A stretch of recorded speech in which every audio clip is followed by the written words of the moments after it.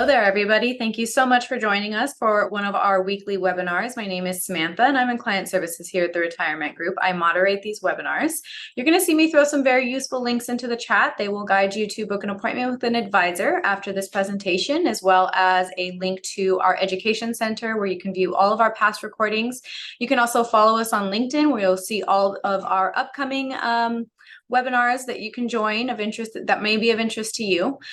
Today, our speaker is Wesley Boudreaux, and he's going to be talking to you about how you can navigate pitfalls and optimize asset allocation to ensure your peace of mind.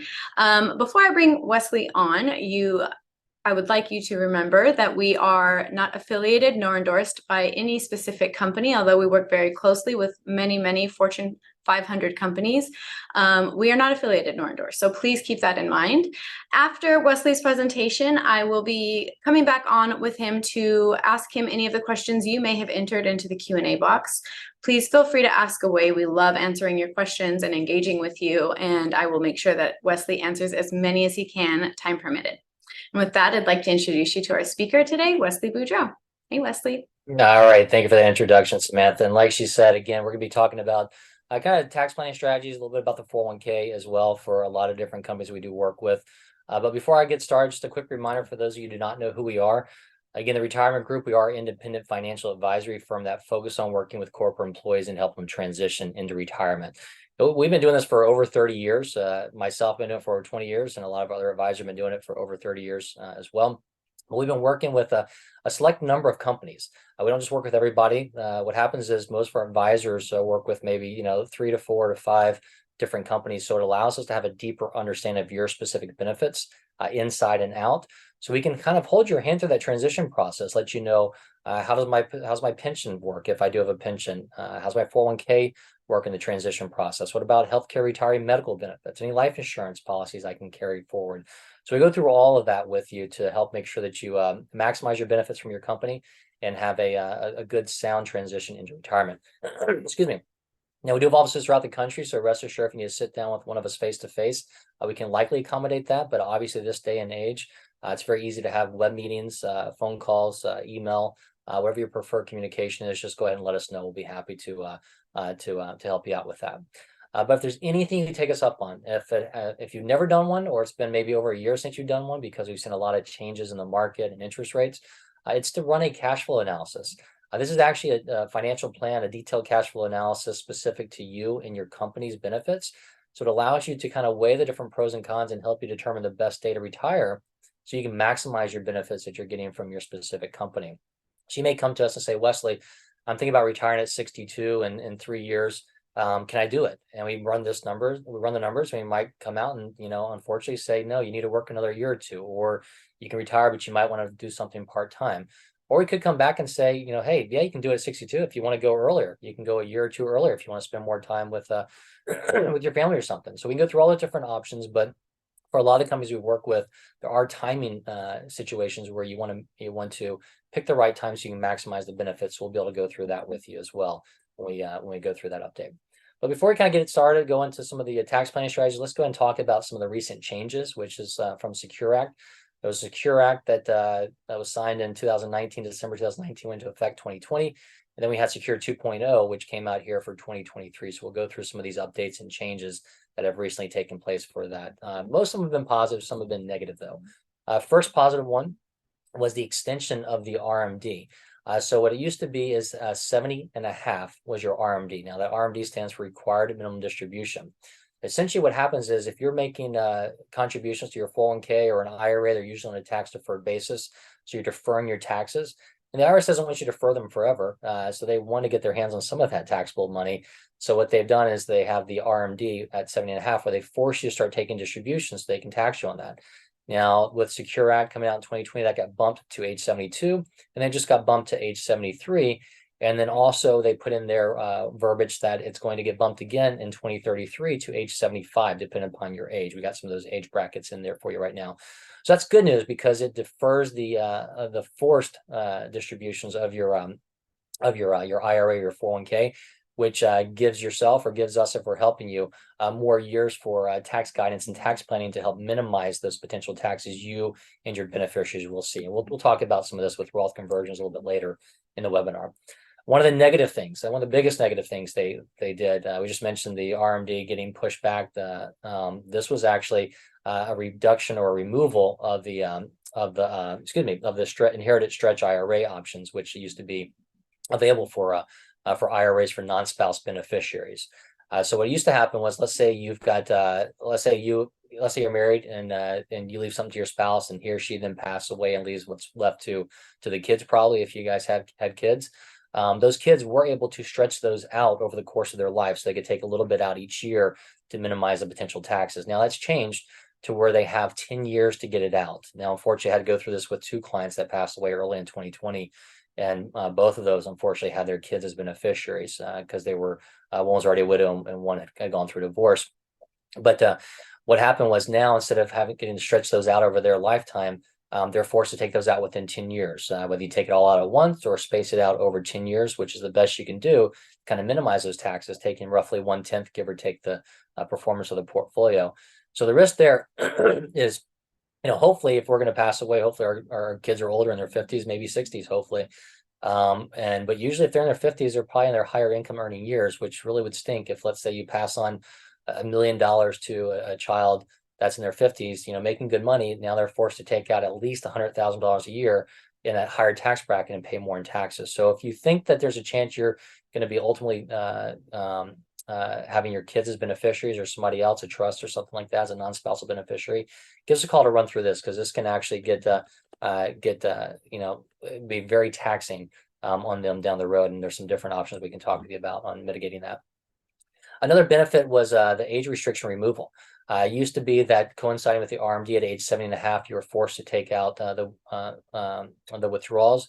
You also couldn't make contributions anymore. Well, now that's gone away. So you can be 85, 89, 95 if you want, as long as you got earned income. If you're working at Walmart, working at a hardware store, or self-employed, as long as you got earned income, you can make contributions to an IRA, whether it be a regular IRA or a Roth IRA. If you're working at a company, they may have a 401k option for you as well. That depends upon the company as well, but that's a benefit where you can still make contributions and savings to it. So let's go ahead and get into some of the taxes here. We got both the 2022 and 2023 tax brackets up here. There's no changes to the actual brackets. Those have stayed the same: the 10, 12, 22, 24, 32, 30, 35, and 37% tax brackets are the same for both. The only thing that's really changed is the caps, and the limits on those have indexed up for inflation. So let's kind of jump into 2023 here.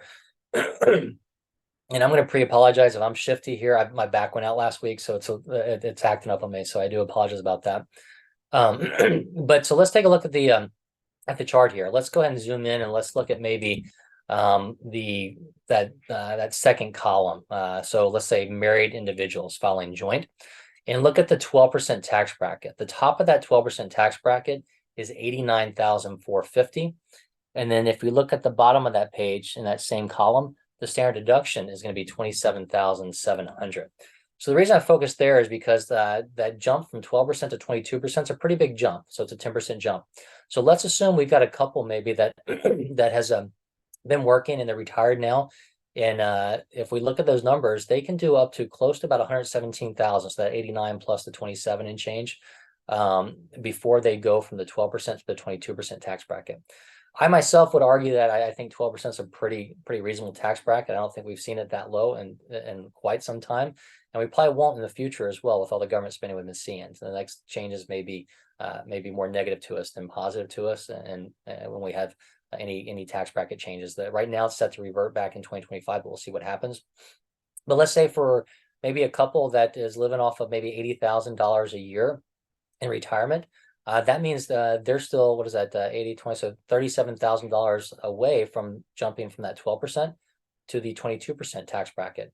So we might have a conversation. Okay, well, would you rather maximize that 12% tax bracket, take out another 37,000 or so, pay taxes on it, and either pad your savings, or better yet, convert it to a Roth IRA, so that now grows tax-free, gets it out of your IRA, and it reduces your potential future RMD.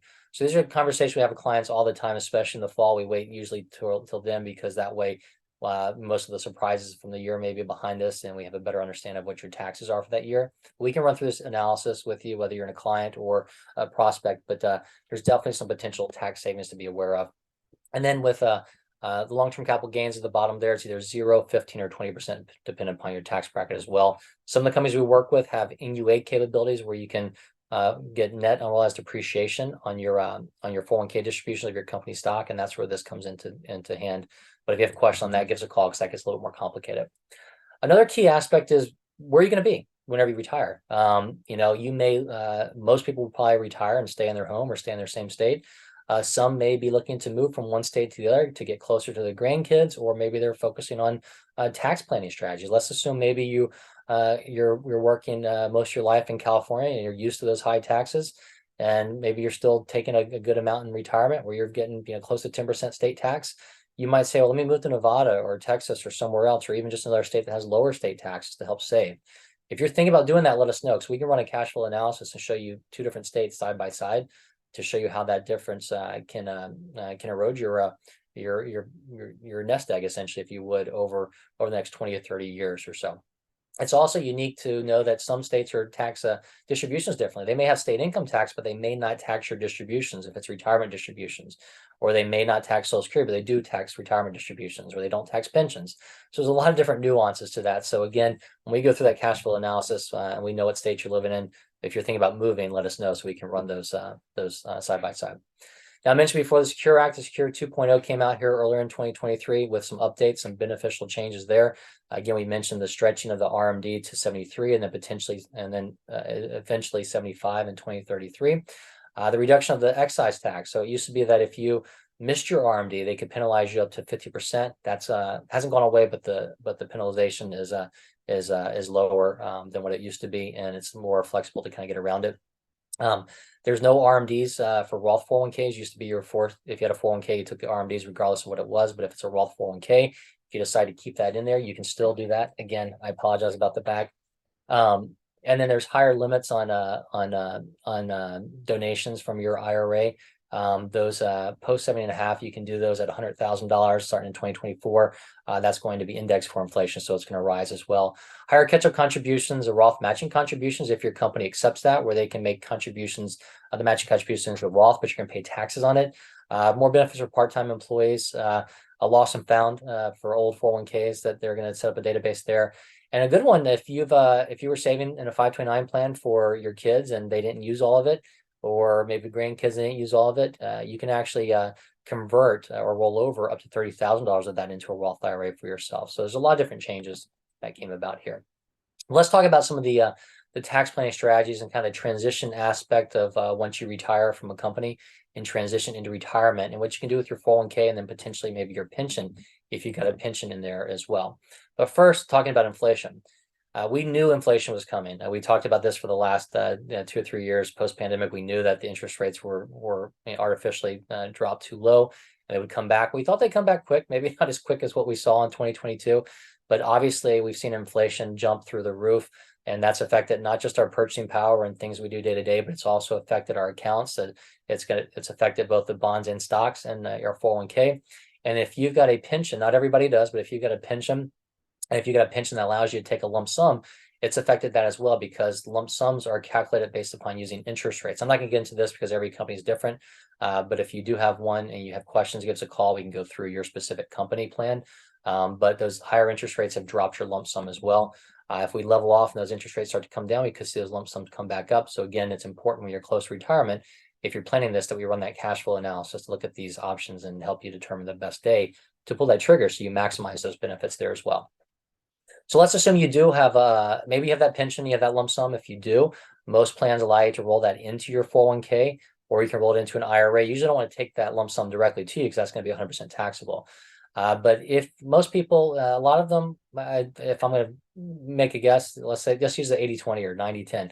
A small amount of people tend to keep their money in their savings plan or their 401k plan. A lot of times people tend to roll that over to an IRA because they've got a lot more choices, whether they're doing on their own or working with myself or the retirement group or a company like us. So we can go through all those different pros and cons, but there are definitely benefits of staying in that 401k plan because there may be lower cost or you may be just comfortable with it and you like the funds in there, but usually you're limited on the choices within that 401k plan. So if you decide to roll that over, whether it be the 401k and or the pension into an IRA, that's not a taxable distribution. It's just going from one tax deferred vehicle to another. So again, no taxes on that. It's not until you physically take money out to yourself. So in that IRA, you have more flexibility as far as your, excuse me, as far as your investments, but also your distribution options you can set up so you get it, monthly, bi-weekly, once a quarter, however you want really, and you can dictate your tax withholding there as well. So there's more flexibility there, but again, no taxes till you physically take that money to yourself. Another issue that we work with a lot of people on is maximizing the long-term savings by looking at maybe a backdoor Roth strategy or using the after-tax they've built up to grow tax-free and not just tax-deferred. So let me take a step back. Let's assume that you've got maybe a $500,000 401k and maybe 10% of that, maybe $50,000 of that is an after-tax. If you just continued and kept that in there, and let's hope that 50,000 grows, let's just assume it grows by 20,000 the next 2 years or 3 years. That 20,000 in growth is going to be tax deferred. You'll eventually pay taxes on it. However, if you move that over to a Roth IRA and it grows in the Roth IRA, as long as you keep it there for 5 years and you're over age 59 and a half, there's going to be no taxes on that whatsoever. So it's going to be grow tax free. So again, if you can get that over to a Roth IRA, it's really important to review that right now if you got any after-tax money. And if you don't have any after-tax money, there's ways to start funding that into the 401k and then roll that over each year if you want, but we have to look at your plan. Not every plan does allow that. So again, be very careful about just doing it until we review that with you.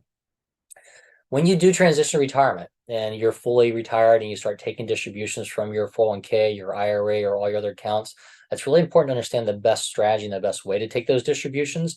And I'll be honest with you, what most people tell you is probably not the right way because most people assume, and most software is going to assume, hey, I don't want to pay taxes whatsoever. I want to defer my taxes as long as I can. So they actually assume that you tap into your savings account or into your brokerage accounts before you tap into your IRA.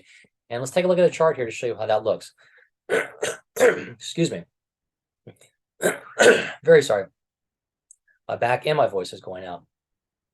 So if we look at this, if you were to just tap into your savings account or your brokerage account and not pay any tax on that, those first couple of years, you see that dark orange, you're taking that money out, and guess what? On the bottom, no taxes. So that's a great thing, you think, but then those taxes kick in later because you start getting Social Security, you start taking out distributions from your IRA, and then eventually you've got limited control of those taxes because you've just got taxable money left, and you may defer your Roth or your municipals if you have those for later on to defer later so you don't have taxes. So in this case, what happens is you don't have any tax in the beginning, don't have any tax in the end, you've got a bigger chunk of tax in the middle.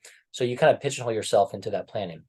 Now, I would argue that even if you didn't want to take any money from your IRA, let's assume you're a married couple, you go back to that that joint standard deductions over $27,000, at least taking out $27,000 because you're going to pay no taxes on that portion. So let's take a look at what's a better approach. And when we run our cash flow analysis, we go through this with you. It would be to kind of piecemeal this and take out some from each account possibly.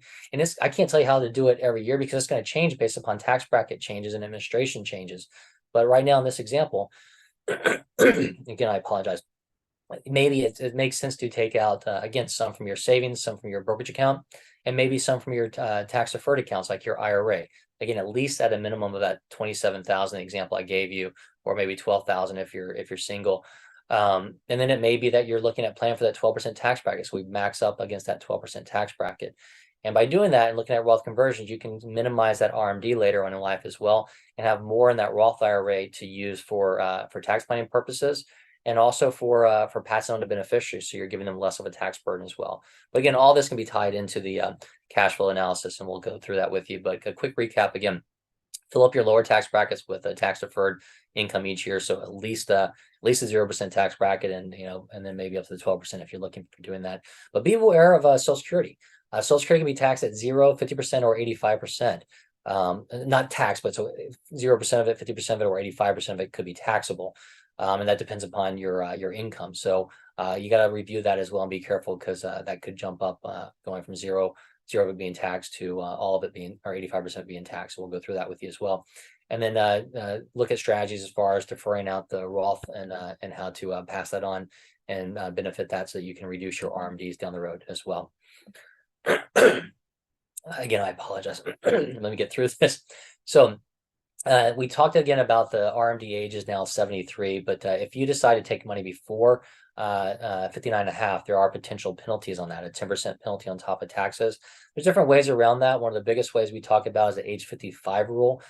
So again, as fiduciaries, we're going to help you out the most that we can. So be very careful if you're talking with a different advisor, and let's say you retire in 56, 57, 58, and they tell you, hey, okay, great, let's roll everything from your 401k over to an IRA. They obviously don't have your best interest in mind, because what happens is if you move that all over to an IRA, you have to wait till 59.5 in order to tap into that without the 10% penalty. With some exceptions, you can do what's called a 72T, a substantial and equal periodic payment, but you're locking yourself into a 5-year strategy, which is kind of cumbersome. It can be done. But generally speaking, let's say if you retire at 55 or later, we're going to recommend, even if you don't think you need it, to leave something in your 401k plan, because you can tap into that 401k plan without the 10% penalty based upon the age 55 rule.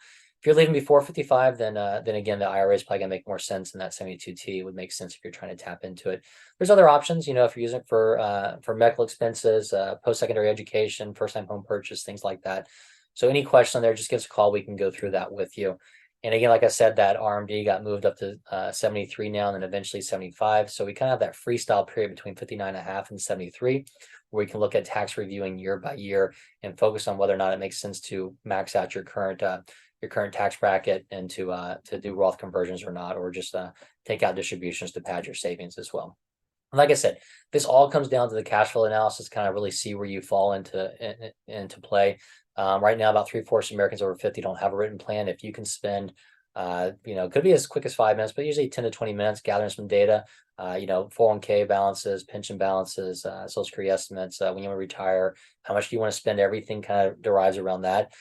We can run that cash flow analysis and get that back to you in about a week or so to show you exactly where you stand. And then we can deviate from there to say, okay, should you save some more for the next 5 years? Could you retire earlier? Should you work longer? We'll go through all those different options with you and help you determine the best day to retire. So with that, one last time, hopefully, I'm going to try and clear my throat, and we'll bring Samantha back on here in just a second. But if you need to reach us, you can reach at info@theretirementgroup.com, 800-900-5867. We'll leave a couple QR codes up here, ones to get into my calendar, or any of the calendars of the other advisors if you want to schedule an appointment with us. Keep in mind those calendars, they push it out about a week. So if you need something sooner, just give us a call. And then you can also get hooked up on our LinkedIn page if you want to stay updated on webinars we do, or any plan changes to your company specific plans as well.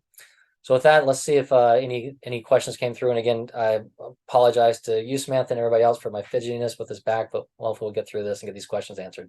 Don't apologize, Wesley. You're human. It's totally fine. All right.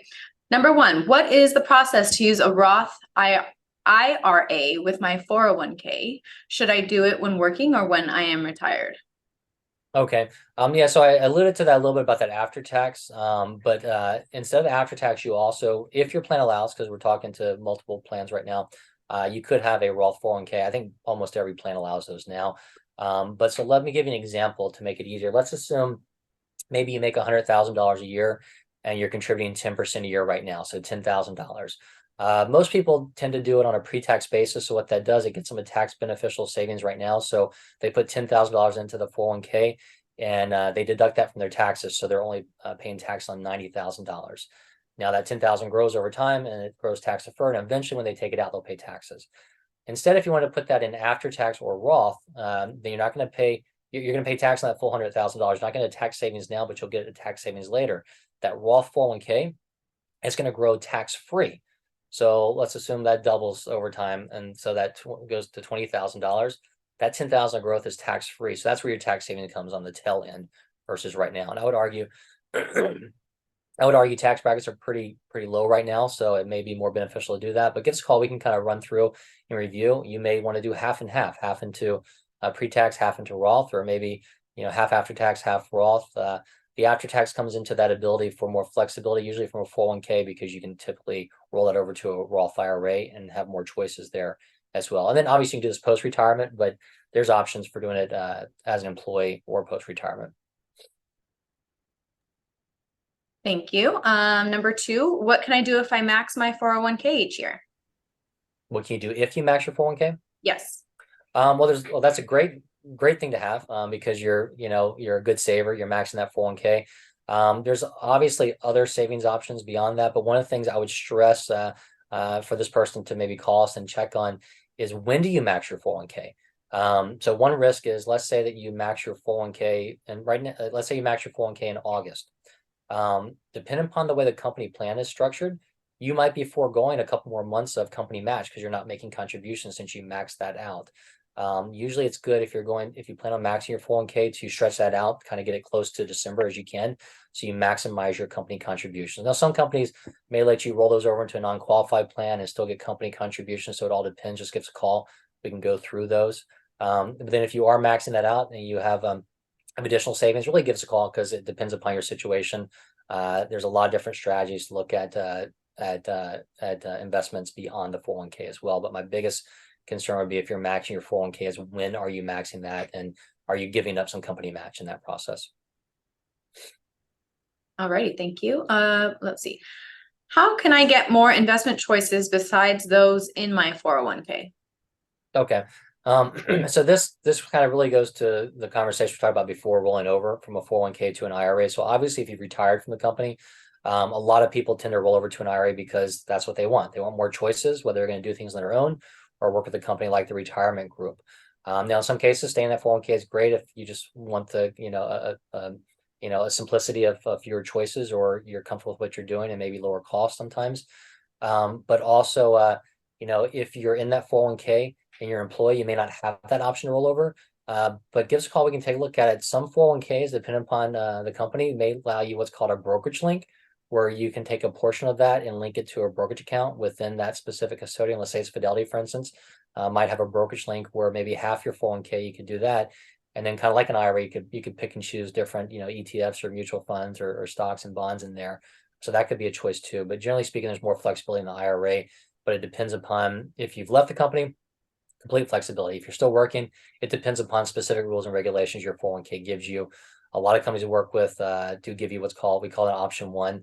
It's the option to maybe take out a percentage for your 401k, move it to an IRA. And that's a great way to really test drive our services. If you want to see what we do and how we do it, we can help you with that portion of the IRA, but also help you on that 401k through the rest of your career. All righty, Wesley, thank you. I think we have time for two more. Okay. Let's do, are there any tax benefits to gifting my IRA to charity? Yeah, definitely. I mean, obviously, if you're charitable, that's great because you're going to be giving that to a charity that you believe in. But what's the benefits going to be both for you and the charity, because what's going to happen is you're taking that out of your estate, you're taking that out of your taxable IRA, and then you're also giving more to the charity than what you would if you're using after tax dollars. So let's do a quick example. Let's assume let me go back to the rules. So the rules for that are post 70 and a half. So you have to be over 70 and a half to do that. You can do $100,000 per year at this point per person. So if you're married and your spouse has a IRA, y'all could each do 100,000 if you have that much in there, and if you're that charitably inclined to do so. And it will be indexed for inflation starting in 2024, so it's going to grow slightly. But let's assume $100,000, and let's assume maybe you're in a 22% tax bracket. If you took that withdrawal, you're only going to net $78,000, so it's only 78 grand that you could turn around and give to charity. Whereas if you donate that directly to charity, they get the full $100,000. You don't have to pay any taxes whatsoever on it, so it's a win-win for everybody. Maybe everybody except your kids or your beneficiaries, so you can have that conversation. But yeah, it's definitely good to do that, and you are limited to 100,000 per year at this point. Thank you. One more. Can I retire before 60 and take my 401k? Yes or no? It kind of, well, I mean, yeah, you can take it, absolutely. But the question, I guess, goes back to when I talked about before, the 10% penalty, the age 55 rules, and things like that. So 60 is one age. So if you retire, at 60, you're perfectly fine. You can tap into the 401k, move it to an IRA, take it, do whatever you want. Obviously, anything you physically take to yourself as a withdrawal is going to be taxable. But again, for somebody at 60, there's fine. It's just going to be taxes, no penalty. But if somebody was under 59 and a half, then they could be subject to that 10% penalty we mentioned.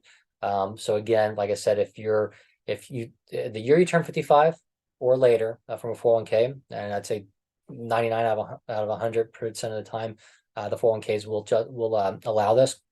But let us know. We'll double check for you. Let's say if you can even be 54. Let's say I'm 54 and I retire. Let's say I'm 54 right now, and I'm going to turn 55 in December, and I retire this year. As long as the year you turn 55 or later, you can tap into that 401k without that 10% penalty. So yes, you can access it that way. But if you turn around and move everything over to an IRA, then you have to wait till 59 and a half again. So again, like I mentioned, if you're talking with another advisor and you're under 59 and a half and they're suggesting move everything over, they're probably thinking about themselves and not necessarily you. Now, if you're under 55 and it's not the year you turn 55, then that's a different story. You're going to have that 10% penalty regardless. You're going to be better off in an IRA because there are some different not loopholes, but different strategies to mitigate that. So again, the answer is yes, you can take it whenever you want, but the question is taxes and penalty on there as well. All righty, Wesley, thank you. I believe that was all the time we had today. Did you want to say anything before we end? No, I'll wrap it up. Again, apologize about the fidgetiness with this back. It's killing me. But again, as you mentioned before, we've worked extensively for 30 years with a lot of different companies helping employees transition to retirement. We've got extensive knowledge on your plans usually, but again, that does not mean we're endorsed by them nor employed by them. But should you have any questions, just feel free to reach out to us and give us a call, 1-800-900-5867. Thank you. We hope you guys have a great day.